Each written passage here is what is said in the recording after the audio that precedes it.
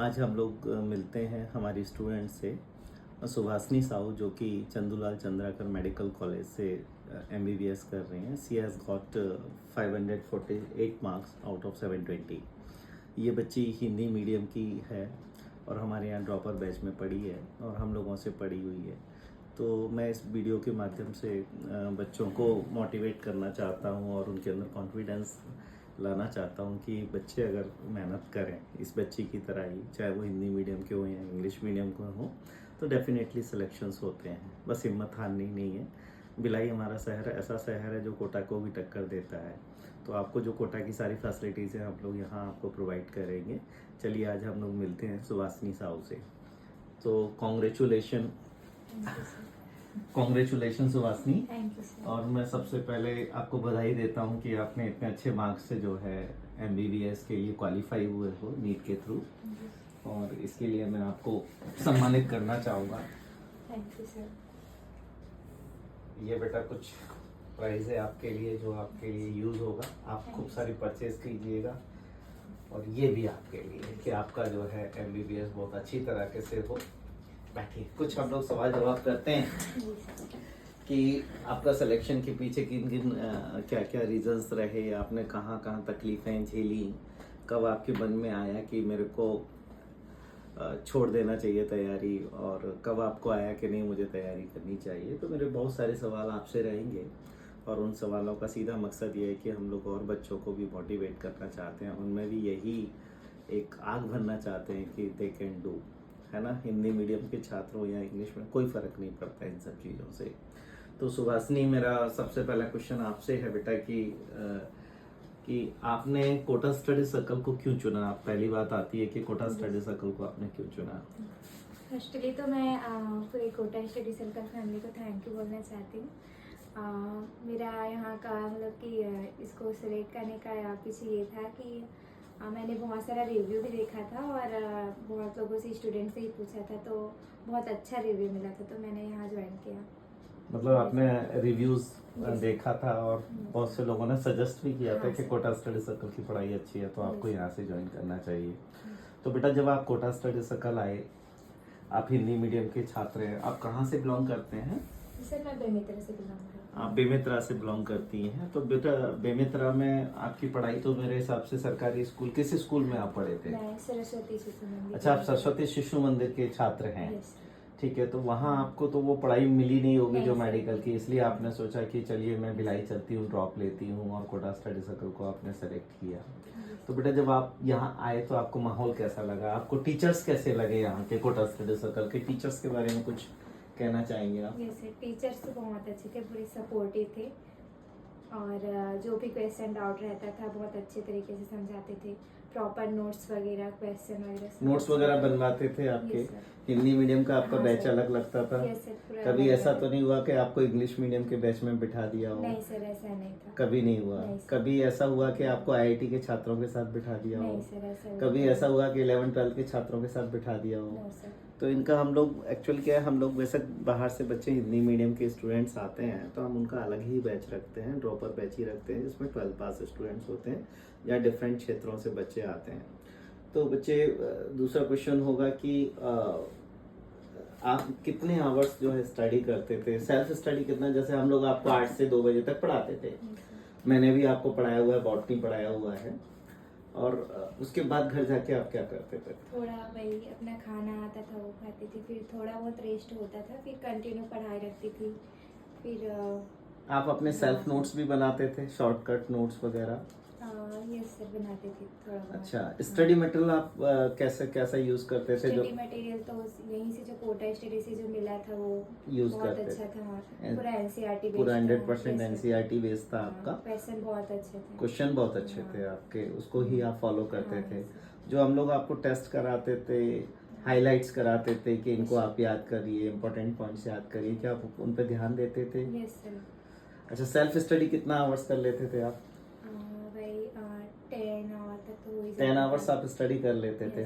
Very nice. आपको hostel में कोई तकलीफ तो नहीं होती थी। नहीं नहीं, बिल्कुल नहीं। आपके हाँ। साथ के कई सारे बच्चे हैं, राहुल चेलक हुआ, विवेक हुआ, वो भी सेलेक्ट हो गए हैं। Yes. है ना। और भी दूसरी शिवानी करके एक बच्ची थी, वो भी सेलेक्ट हुई है। इनके बैच से काफ़ी बच्चे हिंदी मीडियम में सेलेक्ट होके आज MBBS कर रहे हैं। तो इनका कहना है कि अप्रॉक्सीमेट 10 आवर्स की स्टडी चाहिए बच्चों।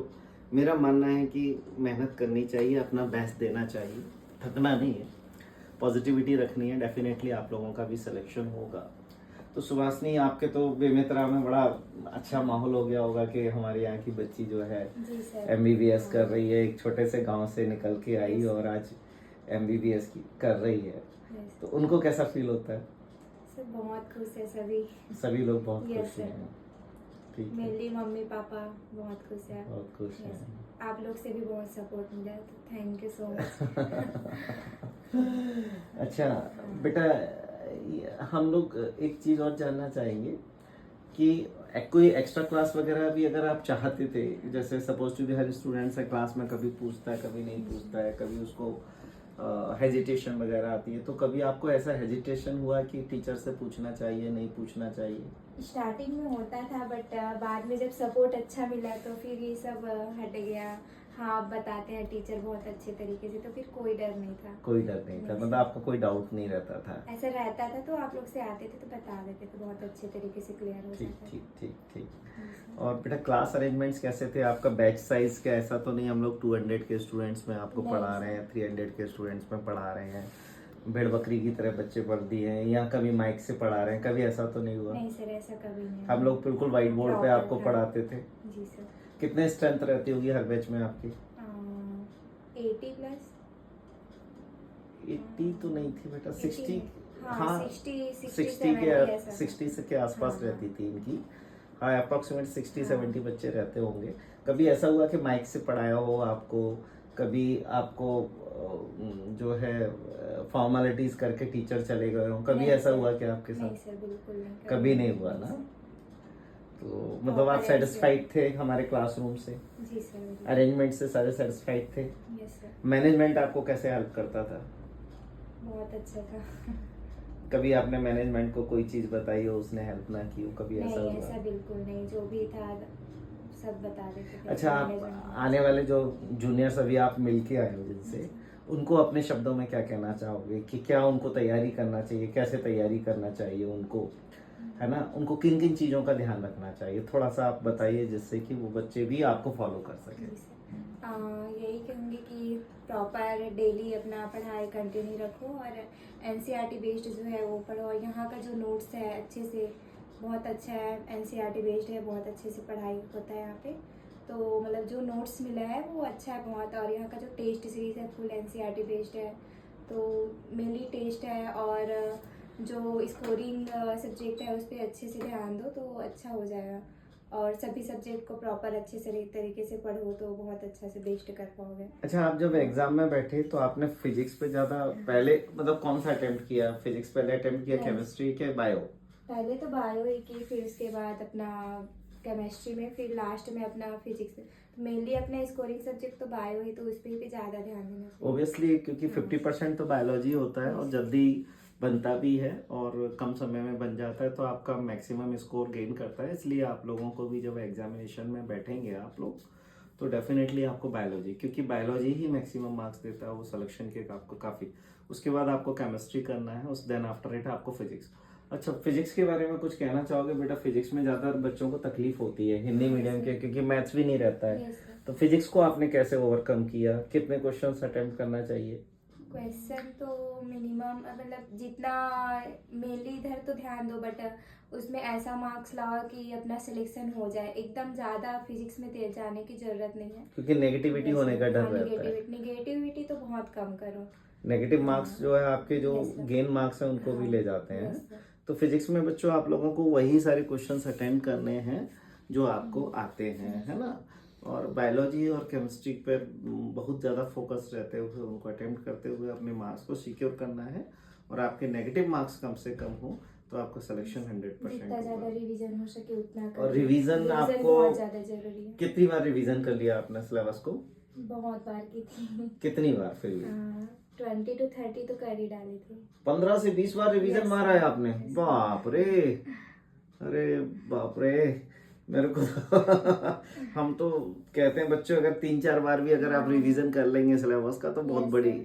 अभी तो एनसीईआरटी बेस्ड है, सिलेबस भी हाँ। फोकस्ड है, लिमिटेड है, सिलेबस कम भी हुआ है, तो आप आराम से 10-12 बार तो कर ही सकते हो, हाँ। जिससे आपके दिमाग में सारी चीज़ें बैठ जाएं।